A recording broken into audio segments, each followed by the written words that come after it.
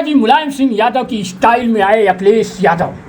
Akhilesh Yadav gate फाड़ कर कूद गए तो पीछे कार्यकर्ता भी एक एक कर कूदने लगे। अखिलेश यादव JPNIC गेट को कूद करके अंदर चले गए। वह संपूर्ण क्रांति के महानायक JP नारायण को नमन करने के लिए जा रहे थे, मगर गेट को बंद कर दिया गया था। यह वही JP हैं जिन्होंने संपूर्ण क्रांति का नारा दिया था। यह वही JP हैं जब देश में चरम सीमा पर महंगाई थी।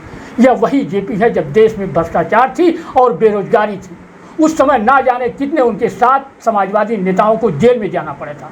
उसी क्रांति के महानायक JP नारायण की जयंती पर उन्हें याद करने के लिए समाजवादी पार्टी के राष्ट्रीय अध्यक्ष अखिलेश यादव माल्यार्पण करने जा रहे थे। JPNIC के गेट को बंद कर दिया गया था। अखिलेश यादव जब अपने समर्थकों संग पहुंचे तो जमकर हंगामा हुआ। वह गेट फाड़ कर अंदर गए और माल्यार्पण कर ही वापस आए। जयप्रकाश नारायण की जयंती पर LDA ने JPNIC गेट को ताला लगा दिया था। इसके अलावा लोहे की चादर की दीवार भी लगा दी थी। LDA ने सुरक्षा कारणों का हवाला देते हुए समाजवादी पार्टी के राष्ट्रीय अध्यक्ष अखिलेश यादव को JPNIC में माल्यार्पण कार्यक्रम की अनुमति देने से रोक दिया। गेट पर तालाबंदी की सूचना पर सपा कार्यकर्ताओं ने जमकर हंगामा कर 11:30 बजे अखिलेश यादव समर्थकों संग बस से JPNIC पहुंचे और बैरिकेडिंग तोड़कर गेट फाड़कर अखिलेश यादव समर्थक संग अंदर घुसे और माल्यार्पण किया।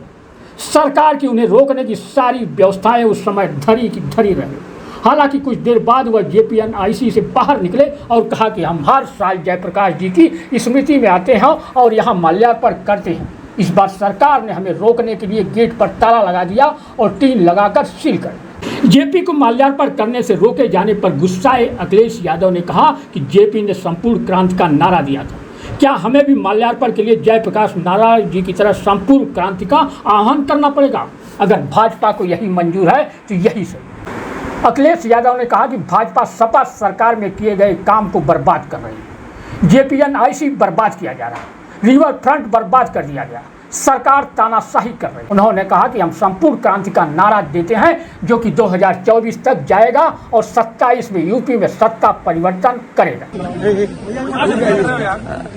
जैसे पहले कार्यक्रम समाजवादी लोग करते रहे हैं, उसी तरीके से आज जयप्रकाश जी को संपूर्ण क्रांति के नायक के जन नायक नेता के लिए हर वर्ष हम लोग आज की तारीख में आते थे। और ये कोई पहली बार नहीं है कि इस JP समाजवाद म्यूजियम में हम लोग माल्यार्पण करने पहली बार आ रहे हों। लेकिन पता नहीं सरकार टीन की शेड लगा करके, टीनें लगा करके, दरवाजा बंद कर करके, ताला लगा करके पता नहीं क्या बताना चाहती थी। ये वही JP हैं जिन्होंने संपूर्ण क्रांति का नारा दिया था, और वो इसलिए दिया था कि उन परिस्थितियों में उस समय पर चरम सीमा पर महंगाई थी, चरम सीमा पर बेरोजगारी थी, चरम सीमा पर भ्रष्टाचार था, और न जाने कितना उनके साथ देश के समाजवादी नेताओं को जेल जाना पड़ा, इमरजेंसी लगी। और जिस समय वो PGI अस्पताल में थे, उस समय जो उन्होंने जेल डायरी लिखी, उसमें लिखा कि मैं कैसे सोच सकता हूं एक लोकतांत्रिक देश में इमरजेंसी लग जाएगी। उसमें न जाने कितने लोगों को जेल भेजा गया, कई लोग कई वर्षों रहे और उस पीड़ा को, उस तकलीफ और परेशानी को जीवन भर नहीं भूल पाए। लेकिन जो नारा दिया था संपूर्ण क्रांति का, जो जगाने का काम किया था, उसने परिवर्तन लाने का काम हुआ और किया जनता ने। जनता की शक्ति के सामने सरकार की शक्ति का कुछ असर नहीं है। मुझे दुख इस बात का है कि पुलिस लगा करके यहाँ रोक रहे हैं। अधिकारी इस बात के लिए तैयार नहीं है कि किससे पूछें। तो कम से कम ये देश की और प्रदेश की जनता जाने और लोग जाने आखिरकार कौन रोक रहा है, कौन रोक रहा था। इसलिए मजबूरी में जिस तरीके से हर बार माल्यार्पण करने हम समाजवादी लोग आते थे, मुझे याद है जब उद्घाटन हुआ था, नेताजी यहाँ आए थे, नेताजी से मैंने उद्घाटन करवाया था। एकमात्र देश में समाजवादी नेता के लिए एक ऐसा म्यूजियम बना जिसमें उसके जीवन के बारे में लोग प्रेरणा ले सकते हैं। जो आंदोलन उन्होंने चलाए थाली बजा करके, वो उससे प्रेरणा ले सकते हैं कि सरकार के खिलाफ और लोकतंत्र में कैसे आवाज उठाई जा सकती है। आप आवाज दबाने का काम कर रहे हैं उन समाजवादियों को, उन आने वाली पीढ़ी को जो देश के लिए कुछ करना चाहते हैं, सपना देखा उन्होंने।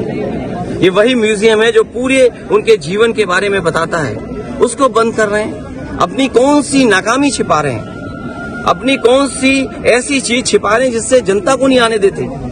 न केवल ये म्यूजियम जो पीछे बड़ी इमारत है, बड़ी बिल्डिंग है, जो कभी नेताजी ने, जॉर्ज फर्नांडिस ने और उस समय के समाजवादी लोगों ने इसका शिलान्यास किया था। एक सरकार आई जिसने काम नहीं होने दिया, उसके बाद समाजवादी सरकार ने, पिछली सरकार ने इसको शुरू किया। और न केवल भारत में, बल्कि अगर ये बिल्डिंग बनकर के तैयार हो जाती तो दुनिया में एक पहचान बनती इस बिल्डिंग की कि हाँ, जेपी के नाम पर जिसने इतने बड़े देश के लोकतंत्र को बचाने का काम किया, लोगों को जागरूक किया और एक आवाज दी उन्होंने। और मुझे लगता है कि देश की जनता को एक बार फिर इस सरकार की ताकत के खिलाफ लड़ना होगा और बिना जनता की शक्ति के लोकतंत्र, समाजवाद और सेक्युलरिज्म बचने वाला नहीं।